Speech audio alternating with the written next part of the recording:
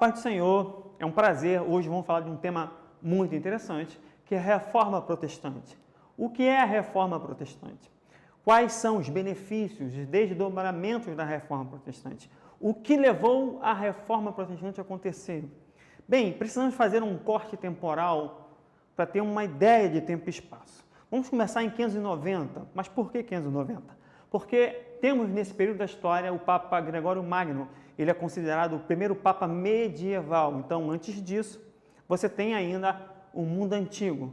Lembrando que no século V, Roma cai. Então, a partir da queda de Roma, você vai ter a formação do mundo medieval. Em 800, você começa a ter um imperialismo europeu, um desenvolvimento europeu com Carlos Magno e reinos cristãos. De fato, isso vai acontecer também porque foi impulsionado em 1054 pelo cisma das igrejas, Igreja Oriental e Igreja Romana. O representante da Igreja Romana era o Papa. O Papa começa a ter essa supremacia entre os outros bispos. Então, a palavra Papa significa papai. Percebemos também que no Oriente, na Igreja Bizantina ou na Igreja Ortodoxa Grega, o representante máximo da Igreja era o imperador. Logo, você tem um cesaropapismo acontecendo no Oriente e a Europa vai seguir o mesmo modelo pelo vácuo de poder. Com a ausência de um poder político, o Papa ou a Igreja Católica assume também o poder político, não apenas religioso, com Gregório Magno, e aí você tem, então, um cesaropapismo, então, um poder papal temporal sobre os outros papas das outras regiões. É claro que o movimento das cruzadas, com o Papa Urbano II, Inocêncio I, 1096 e 1270, que é a luta contra os muçulmanos, chamada Jihad, a Guerra Santa, também impulsiona um questionamento da vida, porque o homem europeu passa a perceber e ver o cristão oriental e também o diferente, que é o muçulmano. Então, essas questões começam a movimentar o pensamento e a cultura da Europa Ocidental no que pode se entender como fé e Deus. Então, em 1517, você tem um marco temporal do que nós vamos chamar de Reforma Protestante. Não que não houvesse tentativas anteriores de uma reforma, mas todos que se levantaram antes foram queimados na fogueira ou foram de alguma forma perseguidos. É que em Lutero, em 1517, você tem uma conjunção de fatores que trabalharam entre si, resultando na Reforma Protestante. Essa igreja, durante a Idade Média, terá basicamente três poderes. O primeiro poder é de salvação. Fora da Igreja Católica não há salvação. Isso implica, como diz Cipriano, que fora dessa Igreja Católica não há salvação. Mas e os gregos? A Igreja Ortodoxa não estaria salva? Então você tem um poder de salvação a partir da Igreja Católica no âmbito da salvação. É claro que com esse poder de salvação é criada aí o que nós vamos chamar de confissão auricular. Então a pessoa confessava ao padre e ele dava uma sentença onde o penitente receberia o perdão dos pecados. O segundo poder dessa igreja é o poder de terra. Então 1/3 de toda a Europa Ocidental pertenceu à Igreja Católica, por compra, por tomada e terras doadas também à Igreja Católica. Então, você tem 1/3 da Europa que pertencia à Igreja. Então, você tem o primeiro poder, salvação, o segundo, terras. Lembrando que nós estamos ainda numa sociedade meio feudal, com características feudais, então a terra é muito importante. Em seguida, você tem o poder de cultura, ou ler e escrever. 99% da Europa é analfabeta. E dentro da igreja, a partir de 800, como foi falado com Carlos Magno, você tem o ressurgimento da escola palatina e escola eclesiástica. Nisto, os clérigos tinham que estudar, então você tem o poder de leitura, o poder de conhecimento. Interessante que Baruch Spinoza, um judeu da Idade Média, ele tem uma frase muito interessante que diz assim: você tem tantos direitos quanto sabe que tem.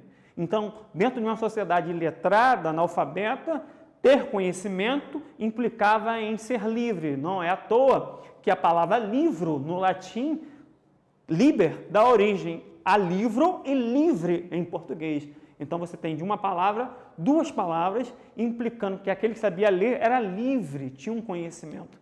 Então, essa igreja, com esses três poderes de salvação, terra e conhecimento, é uma igreja que vai precisar de recursos para construir a Basílica de São Pedro, já que na igreja ortodoxa você tem a igreja de Santa Sofia, ou Santa Sabedoria. Nisto, o Papa vai entregar a venda das indulgências na mão da família Tertzel, que são banqueiros que vão emprestar ao Papa dinheiro e depois vão cobrar o dinheiro do Papa a partir da venda da própria indulgência. Então, essa reforma se dá nessas questões. Apesar do estopim ser uma questão religiosa, nós temos aí questões também políticas e sociais. Então, você tem a causa e efeito a longo e médio prazo, então você tem a imoralidade da igreja, a intervenção da igreja em assuntos nacionais, ou seja, uma igreja italiana que se envolve em questões inglesas, alemãs, etc. A questão da venda das indulgências e o próprio Lutero afixando as 95 teses na porta da Catedral de Wittenberg contra essas indulgências. Então, a convergência desses fatores vão gerar a reforma protestante. Também, é claro, essa reforma vai ter a fundação da igreja luterana, já que não era ideia de Lutero o rompimento com a igreja. Como a igreja não muda, Lutero então rompe com a igreja e aí você tem a formação da igreja luterana e a longo prazo a contra-reforma católica, a Inquisição e as outras igrejas protestantes, como calvinistas, anglicanas, presbiteriana. É claro que aí nós deveríamos chegar até a terceira reforma, depois com a Assembleia de Westminster, a questão dos puritanos, mas isso estaria muito longe no tempo. Então, o que nós temos aí nas questões religiosas? Você tem o Papa Leão X e tem Martinho Lutero. São os inimigos comuns que se opõem entre si. E você tem o imperador Carlos V no Sacro Império Romano Germano, que é o mesmo imperador Carlos II da Espanha, que falava assim: no meu reino o sol não se põe. Carlos II, ou Carlos V, ele era rei da Espanha, Holanda, Filipinas e América Latina. Então implica que em algum lugar no reino dele tinha sol. E ele era um homem muito poderoso, mas o que se opõe a Carlos V são os príncipes alemães. Lembrando que o título do imperador do Sacro Império Romano Germano era eletivo e não hereditário. Então ele vai concorrer com Francisco I da França e ele vai corromper os príncipes alemães, dizendo que daria dinheiro para eles se eles votassem em Carlos V.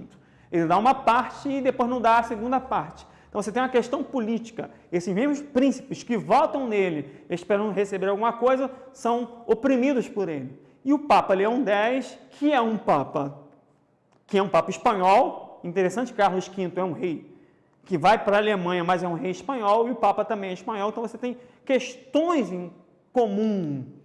Johann Tertzel, ou João Tertzel, que é os banqueiros, e aí você tem um príncipe alemão, principalmente Frederico da Saxônia, o sábio, que vai sequestrar Lutero e levar Lutero para o seu castelo em Wittenberg, onde Lutero vai traduzir a Bíblia em alemão, onde Lutero vai então desenvolver mais a reforma protestante.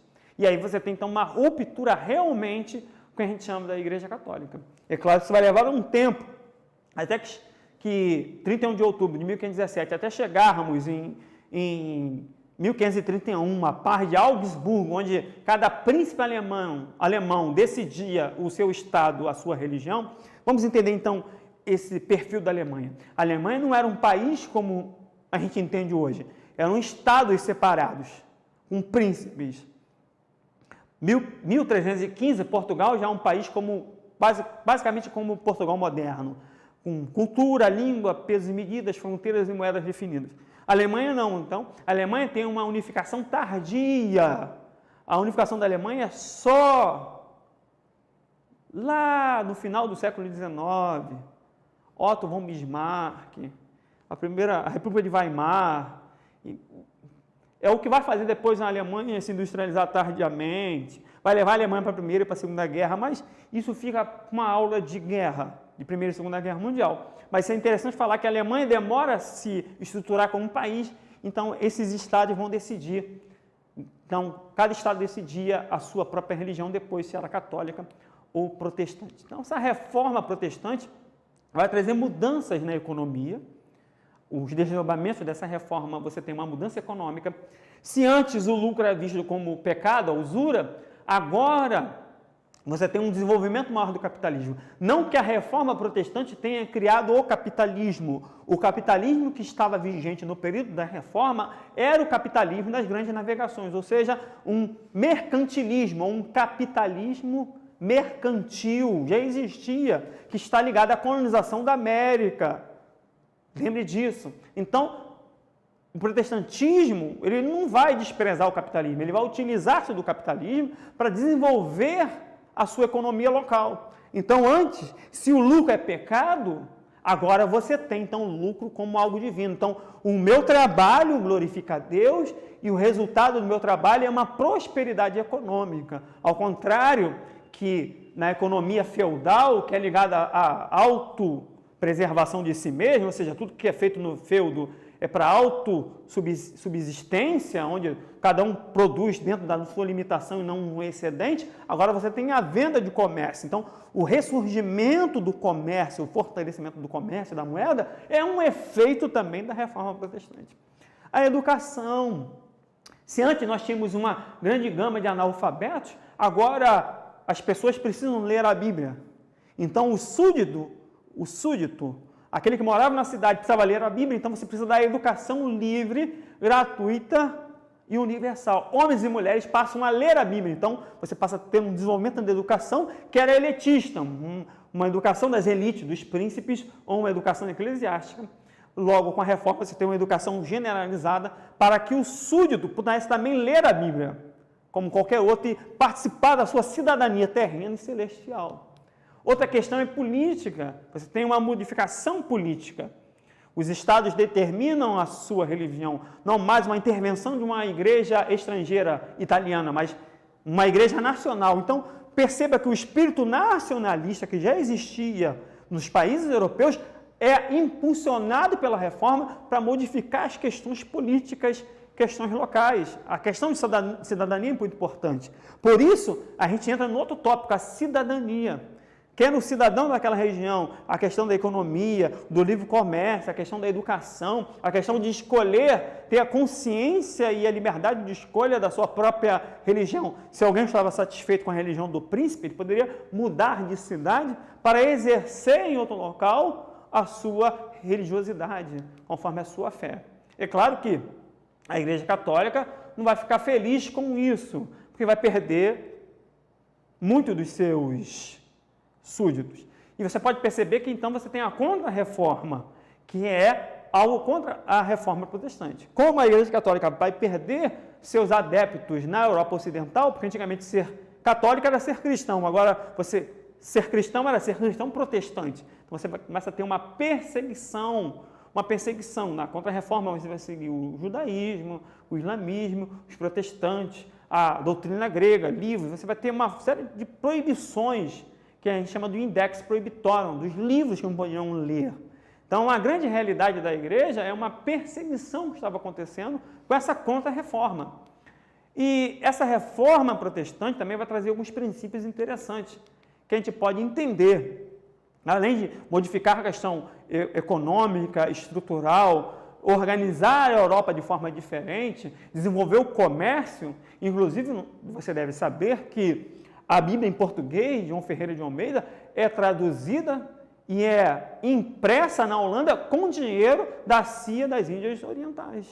O dinheiro holandês do comércio vai fazer com que a Bíblia em português possa chegar na mão daqueles que eram protestantes, que estavam lá em Jacarta, Bavária, sozinho, faz todo o seu trabalho. Quando ele morre em Ezequiel 48, 21, Jacobus Epper vem, traduz Ezequiel 48, 22 até Malaquias, mas nem coloca o seu nome. Deixa a Bíblia com o nome de João Ferreira de Almeida, que é impressa e divulgada com dinheiro do comércio holandês. Temos que entender que o próprio comércio do capitalismo vai impulsionar a questão do ensino da leitura bíblica. E essa reforma vai criar alguns princípios, apesar de ser uma reforma para o povo, então no seu auge, em 31 de outubro de 1517, porque era dia de todos os santos, então Lutero vai fixar as teses na porta da igreja. Alguns estudiosos dizem que é não em latim, mas na língua alemã, para fazer um debate público de uma questão da venda de indulgências, que era a venda do perdão dos pecados. Quando ele lê Romanos 1,17, e o justo viverá da fé, então ele se liberta, porque ele é uma pessoa que se autoflagelava. Ele tinha medo de mesmo assim ir para o inferno, apesar de ser um homem religioso. Então, essa reforma cria alguns aspectos que é um retorno ao cristianismo primitivo. Então, o solo é escritura, só as escrituras. Lembrando que na Igreja Católica você vai ter as escrituras e outros livros que são colocados, que a gente vai chamar de deuterocanônicos ou apócrifos. Então, só a escritura, nenhum outro livro, não o magistério, nada mais, nada além que as escrituras. A Bíblia por si só. Outro princípio da reforma é sola fide, ou somente a fé. Nada mais é suficiente para trazer a salvação a não ser a fé. Se Timóteo diz que toda a escritura é divinamente inspirada, o sola fide é o que Paulo vai falar aos Efésios. Pela graça sois salvos, por meio da fé, não é de vós, é dom de Deus. Somente a fé. Eu alcanço a salvação não por penitência, não por autoflagelação, mas simplesmente por crer naquilo que Jesus fez. Nós chamamos isso na teologia de imputação da justiça. O que Jesus fez é imputado a mim pela fé. Logo, eu sou feito justo, inocentado, como se nunca tivesse pecado na vida. E por meio simplesmente da fé, eu alcanço a salvação e nada mais. Sem compra de indulgência, sem nada. Simplesmente por crer. É algo simples. Basta crer e a pessoa é salva. Por isso que o texto diz, aquele que crer e for batizado será salvo. Lá em Marcos 16, 16a. Só a graça, ou seja, só a graça. Eu não posso comprar a salvação. Ninguém poderia comprar a salvação. Então Deus decide, antemão, na eternidade, salvar todos que quiserem por meio da fé gratuitamente. Deus resolve a questão do pecado. Como o pecado é uma questão espiritual e humana, o Salvador tinha que ter dupla natureza. Então a dupla natureza é ser divino e ser humano ao mesmo tempo. Então Jesus é Deus e homem ao mesmo tempo, para unir as partes que estavam separadas, o homem e Deus. Como o homem pecou por si mesmo, o homem poderia se salvar. Como o sacrifício do Antigo Testamento apenas demonstrava um sacrifício perfeito que era o de Cristo, logo Jesus morre e oferece tudo que ele fez gratuitamente. Ou seja, é de graça, você não precisa pagar para ser salvo. Cristo pagou o preço da salvação e agora o que eu preciso fazer é viver por princípios, já que Deus estabelece princípios para que possamos viver uma vida que agrade a Ele. Então, a salvação torna-se de graça, gratuitamente, somente pela graça. Pela graça somos salvos. O que é a graça? É um favor de Deus. Deus quis salvar todos aqueles que viessem a crer. A fé e a graça são elementos fundamentais para alcançar essa salvação. Graça e fé para ser salvo. Depois, só o Cristo, ou seja, só Cristo. Existe apenas um mediador entre Deus e os homens, Jesus Cristo, um homem. Só Jesus Cristo é um mediador perfeito que pode nos unir a Deus novamente. Por isso ele torna-se esse mediador da nova aliança. Então, não há mais ninguém entre nós, a não ser Cristo, entre o homem e Deus. Então, não são os santos, não são os beatos, não são os glorificados. Só Jesus é suficiente. Ninguém mais. Isto porque existe uma doutrina do tesouro de méritos. Alguém morria, tinha mérito, podia passar para mim o mérito. Então não existe esse tesouro de méritos. Somente a justiça de Cristo, os méritos de Cristo são suficientes para mim, por meio da fé que recebo pela graça. Isto é, o que a reforma vai trazer de volta, um cristianismo primitivo, ou seja, primievo. E depois só lhe deu glória, somente a Deus a glória, a mais ninguém a glória. Ou seja, em um período onde um povo era analfabeto e se criava imagens para poder ilustrar a missa, agora você tira todas as imagens e a centralização do culto volta a ser o solo escritura. A Bíblia e o sermão e o ensino passam a ser o ponto central do culto. É claro que a reforma luterana não mudou muita coisa em relação à liturgia. Cabe, então, a Calvino e os outros reformados terem uma modificação no culto protestante em relação ao culto católico. Mas o que é importante é que somente Deus receberia a glória e não mais ninguém. Não é nenhum representante humano, mas somente a Deus por aquilo que Ele mesmo fez. Lembrando, toda a salvação começa em Deus e toda a salvação termina em Deus. As Escrituras são reveladas por Deus. A fé é um dom de Deus. A graça é um favor merecido de Deus. Cristo é a personificação da graça, ou seja, a graça salvadora que se revela para nos salvar. Então, a fé vem pelo ouvir a palavra de Deus, como de Romanos 10, 17. Ou seja, tudo começa em Deus e tudo termina em Deus. Sendo assim, só lhe deu glória. Somente a Deus a glória. Fica aqui então essa participação, essa exposição sobre a Reforma Protestante. Deus te abençoe. Até a próxima.